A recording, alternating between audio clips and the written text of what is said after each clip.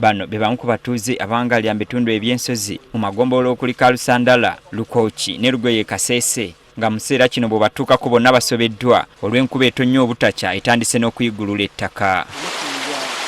Kati bano basaba gavumenti ebafunira ekifo ab'okubaza baleme okwejjusa nti olwatta omwami Nalumanya. Nawuteeka yaage napanapage pane nga mumunane mwaho abateeke singa sange ndi basubyaye nga nimulengekania nenga bwende gavumenti etuyambe itwereya atukinde subu.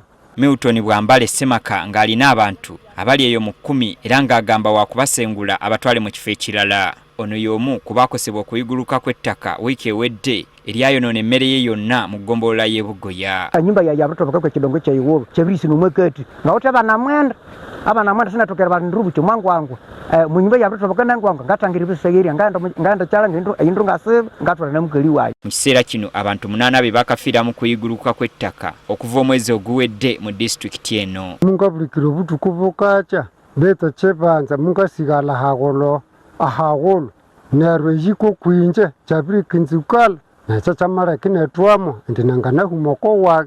James Katalikawe ssentebe w'eggombola y'e Bugoya agamba abantu be mu bitundu eby'enjawulo emitima basula gye beewanise olw'ennyaafa ezizze mu ttaka n'amazzi agakulukuta obutakoma. Where we suspect that any time landslides can occur, at least they should shift from those areas and resettle in areas which are good to settle.